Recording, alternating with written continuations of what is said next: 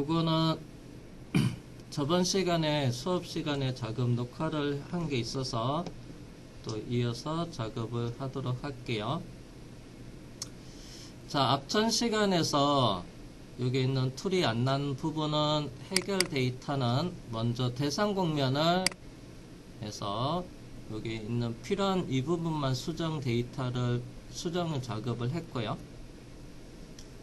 그래서 옆에 있는 거는 좀 간섭에 의해서 툴파스가 제약이 생겼는데 다시 수정을 하고 나머지는 기본적인 설정 값으로 그대로 갔습니다. 자, 그러면 이제 여기 전극 세팅단 이걸 2D 가공으로 해야 돼요. 자, 이쪽에 세팅단이 있습니다. 그걸 이제 2D 가공으로 작업을 해야 되고요. 자, 그러면 먼저 툴패스 오퍼레이션 생성 아이콘 눌러서 해서 2D 같은 경우에는 여기서 밀 플러너를 사용을 하면 돼요. 그래서 그게 이제 가공의 종류는 해서 페이스 밀링, 그 다음에 여기는 영역이 있고요. 요거는 그냥 전체 작업을 하는 거 있고, 그 다음에 쭉 가면 여기 있는 윤곽선을 이용해서 작업을 하겠다 하는 게 여기 보면 그래서 플러너 프로파일 요거를 사용을 하면 여기 있는 윤곽선을 이용해서 작업을 할 수가 있습니다. 근데 요거는 윤곽 라인만 따라서 가공을 하는 거고요. 그 다음에 그 옆에 있는 거는 해서 여기서 보면 윤곽 라인이 아니고 여기 보면 옵셋이 작업이 돼 있어요. 툴패스가 그래서 여러 개 있는 툴패스가 나오는 겁니다. 그래서 저번 시간에는 여기 있는 플러너 프로파일을 해서 그냥 여기 바닥 기준으로 해서 외곽만 돌려서 작업을 했었습니다. 일단은 이 부분 외곽 돌려서 작업하는 것을 먼저 볼게요. 자, 그 다음에 이제 프로그램 위치는 앞에 있는 여기 프로그램으로 해 놓고요. 또는 경우에 따라서 3D랑 2D랑 구분을 하기 위해서 여기 있는 프로그램 그룹을 하나 더 만들어도 돼요. 거기에서는 그룹을 만들 때 여기 있는 프로그램 생성을 해서 2D, 3D 구분을 하셔도 되고요. 구분 없이 바로 작업을 해도 상관없습니다. 자, 그 다음에 이제 공구를 추가로 하나 더 만들겠습니다. 평핸드밀. 앞에 써 있는 이 플랫 평핸드밀 같은 경우는 요거는 그냥 황상용이고요. 그래서 다듬어 작업해야 되는 정상용을 하나 추가로 만들 겁니다. 그리고 지오메트리 경우에는 워크피스로 해서 하셔도 됩니다. 또는 그래서 요거는 이제 바운드리를 따로 잡아서 MC 밀링으로 하셔도 돼요. 윤곽 엣지를 2D 같은 경우는 따로 잡아야 됩니다. 그래서 플러너 프로파일이라고 되어 있는데 이거를 그냥 해서 세팅단에 바깥쪽 아웃라인 그래서 세팅에 아웃라인 해서 바깥쪽 해서 윤곽 가공이라고 보시면 돼요. 그래서 요거는 2D라고 적어 줄게요. 좀 구분하고. 자, 그 다음에 궁극 플랫 엔드밀이고요. 그 다음에 직경은 8파이 요 사이 거리가 있어서 해서 8파이로 하겠습니다. 그리고 공구 번호는 툴 넘버 7번 그리고 하기.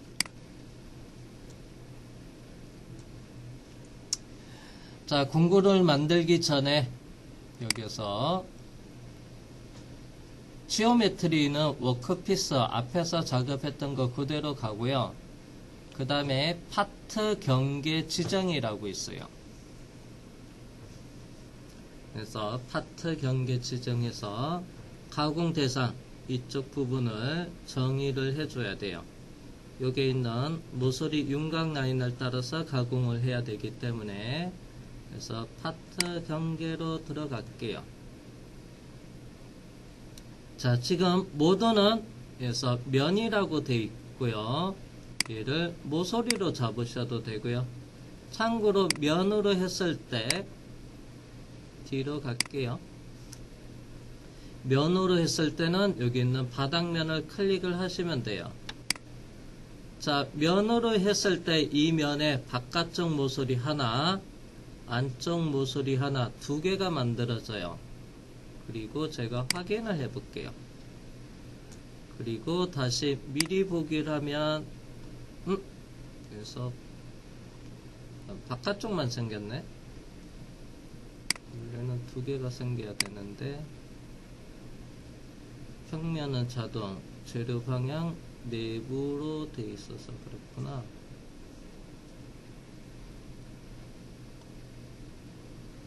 두 개 제거를 할게요. 다시 얘를 해서 재료 방향은 내부 외부로 하는 게 있네요. 자, 이번에는 외부로 하고 그 다음에 확인을 하면 잠깐 얘도 내부 외부 동일하게 만들어지네. 외부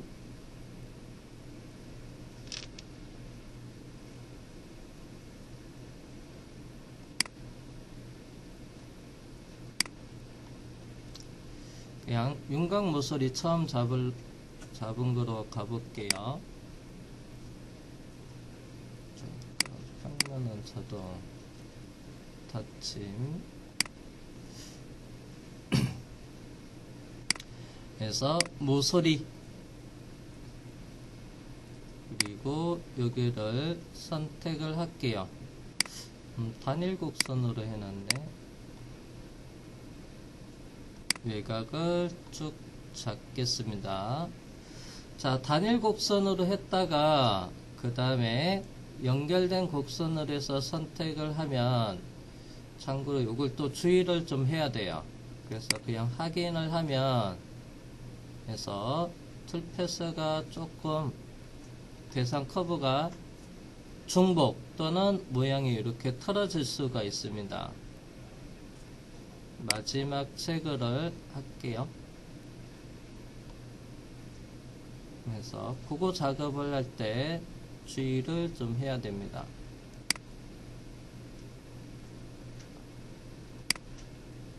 그래서 모서리에 연결된 곡선으로 해서 이렇게 안쪽을 잡고 나서 그래서 재료 방향은 내부 또는 외부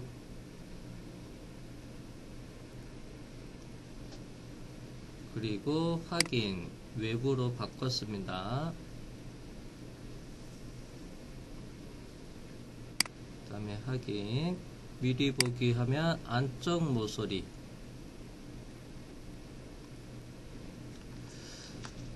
자, 그 다음에 가공 소재 지정이 있어요. 그래서 가공 소재 지정에 가서 여기도 모서리로 선택을 하겠습니다. 참외 면 작업했듯이 바깥쪽에 있는 것처럼 여기도 연결된 곡선으로 해서 모서리를 바깥에 쭉 잡고 나서 자, 재료 방향은 여기서 이 형상의 내부인데 요거는 조금 설정이 반대로 되어 있더라고요. 그래서 외부로 해 놓고요. 그리고 확인을 해 주겠습니다. 그래서 외부로 해야지만 여기 여기 표시가 안쪽으로 들어가네요. 그 다음에 확인. 그래서 파트 경계 지정이랑 가공 소재 경계 지정 요거를 두 개를 추가로 정의를 했습니다. 자, 그런 다음에 아래쪽에 공구에 들어가서 그래서 추가 새로 생성 아이콘 눌러서 그래서 하위 공구 유형은 그래서 유형은 밀 플러너에 그래서 평엔드 밀링으로 선택을 하고요. 밀 그래서 플랫 엔드 밀입니다. FEM 다시 직경은 8파이 다시 툴 넘버는 7번 T07 다음에 확인을 하겠습니다. 그래서 공구 크기는 직경의 8 그 다음에 절삭 길이는 일단 임의대로 20mm로 하고 전장은 75mm 해서 이렇게 정의를 하겠습니다. 자, 그리고 아래쪽에 보면 공구번호 7번 아래쪽 H7 그 다음에 D7이 되게끔 이렇게 쭉 입력을 해 놓겠습니다. 자, 그런 다음에 최종 확인 해서 공구가 해서 등록이 됐고 공구 축은 디폴트 확인을 해 보고요. 자, 그 다음에 이제 가공 정의를 합니다. 참고로 1차 3D에서 가공 여유를 남겨놓고 항삭은 다 했습니다. 그래서 이것도 2D지만은 정삭 작업을 할 거예요. 그래서 파트 스톡은 제로로 그래서 정삭이니까 제로로 하겠습니다. 그래서 절삭 이성은 그래서 여기 아래쪽에서 보면 따로 정할 거니까 여기는 따로 안 만질게요. 그래서 절삭 깊이는 그냥 한 번에 작업을 할 겁니다. 그래서 기본값 제로로 되어 있고요. 자, 절삭 매개 변수에 들어가서 자, 가공 방향은 하향 절삭. 그래서 깊이 우선 이런 거는 뭐 이거 윤곽 라인이 하나니까 따로 크게 신경 안 써도 됩니다.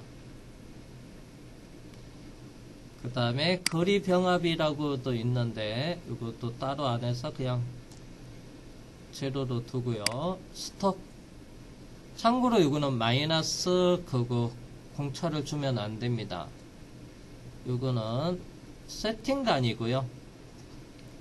그래서 가공 여유는 제로로 그냥 하시면 되고요. 톨러런스 공차는 그래서 그냥 직선의 공차니까 이건 따로 2D 같은 경우는 원호일 때만 공차는 크게 신경 써야 되는데 여기는 직선 공차니까 그냥 그대로 둬도 상관없어요. 만약에 이제 여기 원호가 있다 할 때는 이 공차를 앞에로 동일하게 100분의 1 이하로 써주시면 됩니다. 자, 그 다음에 이제 코너 동작에서 코너에 라운드로 움직일 건지 구름 그 다음에 해서 연장 및 트림으로 할 건지 트림으로 하면 이게 잘라지는 거고요. 그 다음에 연장으로 할 건지 선택을 할 수 있는데요. 여기서는 연장 참고로 구름으로 하셔도 큰 문제는 없습니다. 그래서 여기는 연장으로 해볼게요. 자, 그리고 확인을 하고요. 아래쪽에서 비절삭 이동을 선택을 한 다음에 자, 그러면 진입 방법에 이것도 열려있는 진입으로 참고로 원으로 돼 있는데요. 요거는 선형으로 바꾸겠습니다.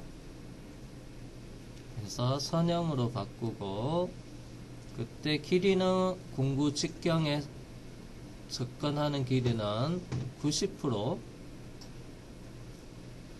그 다음에 높이는 바깥에서부터 내려오는 높이입니다. 그래서 진입 폭기가 있기 때문에 여기 높이는 그냥 3mm 하셔도 돼요. 요거는 황삭이 아니고 그냥 정삭 다듬질 하는 개념이다 보니까 따로 그거는 잠시만요.